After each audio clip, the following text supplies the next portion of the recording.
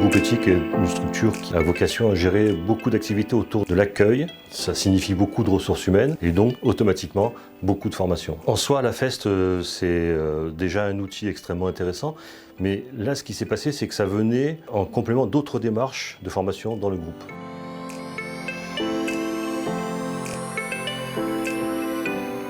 La FEST repose essentiellement sur 3 acteurs. Le demandeur d'emploi, que l'on appelle l'apprenant, qui est au cœur du dispositif et qui doit être volontaire pour bénéficier de la FEST. Le référent, qui est là pour mobiliser toutes les ressources nécessaires au déroulement de la FEST et qui a notamment en charge l'évaluation de l'apprenant. Et l'accompagnateur pédagogique, qui est là pour aider l'apprenant à développer ses compétences et concrètement, il est là pour l'observer lors des mises en situation réelles de travail et pour conduire les phases de réflexivité que l'on appelle des briefings.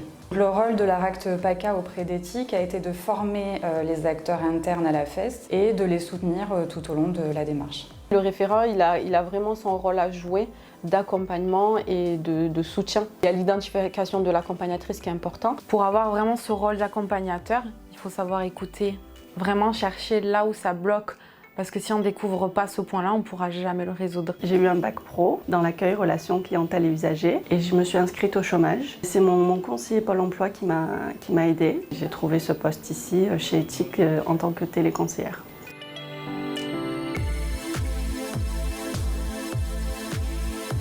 La formation, elle a duré un peu plus d'1 mois. Quand elle faisait les tests, tout était bon. Elle a commencé à être en production et c'est là où on s'est rendu compte de sa difficulté et elle-même s'est rendu compte de la problématique qu'elle avait. C'est ma première expérience ici en tant que téléconseillère, j'avais jamais fait ça et j'avais des blocages au début, j'arrivais pas à tout ça. Donc après, j'avais vu Fatima. Elle m'a dit ce que je te propose, c'est qu'on va faire un suivi de formation. Dès lors que Ouda a accepté de bénéficier de la FEST, la RACT PACA a aidé Fatima, donc la référente, à identifier la situation de travail apprenante. Donc en l'occurrence, prendre un appel entrant et à cibler les compétences que Ouda devait développer. Tous ces éléments ont servi de cadre à l'évaluation initiale de Ouda.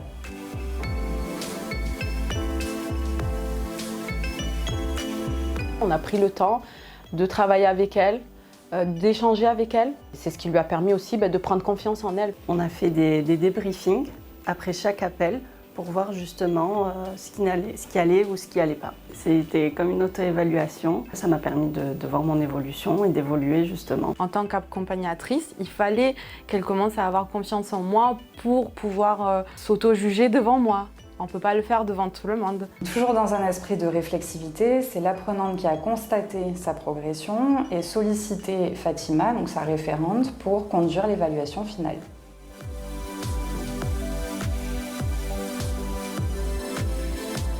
On amène ces gens-là vers le métier, mais aussi on valorise ceux qui vont leur apporter le savoir-faire. Ça renforce aussi la fidélisation, le fait que les gens qui sont dans l'entreprise depuis un certain temps voient leur positionnement encore plus reconnu, renforcé. Donc c'est une vraie valeur ajoutée. Quand ils arrivent en situation de travail à la fin du process, on sait qu'ils ont acquis quelque chose de très concret et qui correspond aux besoins de l'entreprise. Dans le cas d'Ouda, ça a facilité vraiment l'intégration du coup à l'entreprise. Former une personne, c'est une responsabilité. Accompagner une personne, c'est une responsabilité. Donc ça peut faire évoluer l'entreprise parce qu'on fait évoluer des salariés automatiquement.